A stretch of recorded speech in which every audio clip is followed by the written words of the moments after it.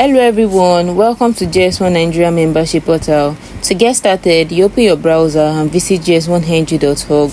Once the page loads, you click on the member login icon using your registered email address and password, and then it takes you to this place where you input your registered email and password. Then you click on login. After logging in, you'll be taken to your GS1 barcode management dashboard. This dashboard gives a quick overview of your barcode allocation and membership details. Starting from the first section, which is the total GTINs, this just shows the total number of product barcode issued to you. And moving on to the GTINs available section, it displays how many unused barcodes you still have. Let's take for instance, you have other products you would love to list. You can always fall back to your available GTINs and then you'll be able to list those products.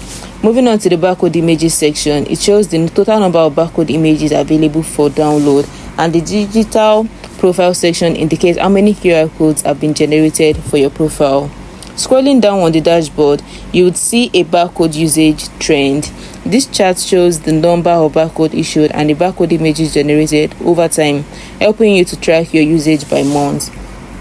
On the right hand side is your membership status. Here you can view your anniversary date, the next renewal due date, and the renewal amount. You can also download your invoice and renew your membership directly from this section. Further down the dashboard, you would find the recent barcode activity section. This shows the list of recently created barcodes, including the dates, the GTIN, the product name, and so on. Barcodes marked as incomplete requires additional information. This just means that probably you didn't fill in some spaces, or you haven't uploaded your product image. Basically, you haven't completed the product listing. That is why it is showing incomplete. But once you complete, it will show active. You can also click on the view activity to see the full listing. Next to it is the barcode allocation chart. This shows it shows how many of allocated barcodes have been used versus how many are still available, helping you to easily track the remaining allocation. And that is all for this page. The next thing to do is to click on the next icon, which is the GS1 barcodes, and then you can see this GTIN management. When you get to this page, the first thing you have to do is to create your brand name. So for this, I'll be using Solar Sugar, and after I'm done, I'll click on create brand. Then you can see a message pop up here which says brand successfully created. You move back to this and you click on create product barcodes. This is where you tell us how your product packaging looks like. Is it in a case? Is it in a pallet? Is it in a mixed case? For this video, I'll be picking each and then I'll click on next. Once I'm done with that, it will take me to my product detail. This is where you give more information about your product. For my product description, I would just say sugar. Then for the consumer first availability date, I'll be picking today's date, which is 16th of January 2026. And for my brand name, you can always click on this drop down to click on the brand name that was created, or you type baby Solar Sugar. Yes. And for my packaging type, this is left to you. It is where you choose how your product packaging is done. Is it in a bag? Is it in a basket or barrel? I will just pick a bottle. I'll just pick a bottle for mine. And for your target market, this means where are your products being sold? Are they sold all over the world? Are they sold in Nigeria? And also note that you can pick more than one country, but for this video I will just pick Nigeria. And for my product category, let me just do this. Sugar candy. Then I'll click on next, and then it's take me to the product images. This is where you upload the image of your product.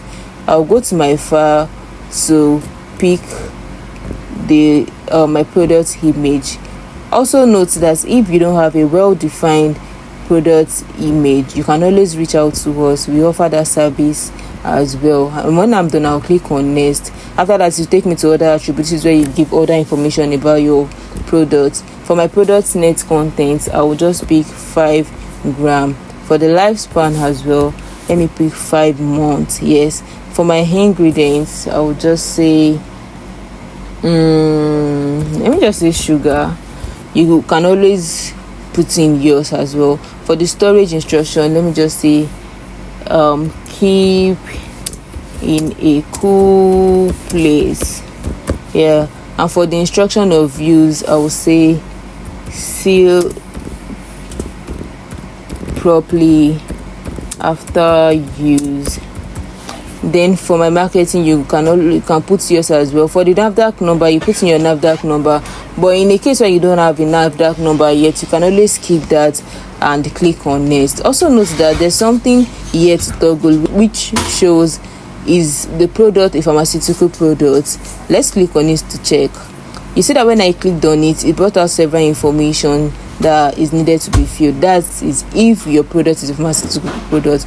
But for the sake of this video, my product is not a pharmaceutical product, so I won't stop with that. I will just off that and I'll click on next, and then it takes me to preview details. This is where you can go back to everything you filled in, just in case you've made a mistake or you feel you have other information that should have been included and you didn't do earlier. You can always do that, and once you are done, you save.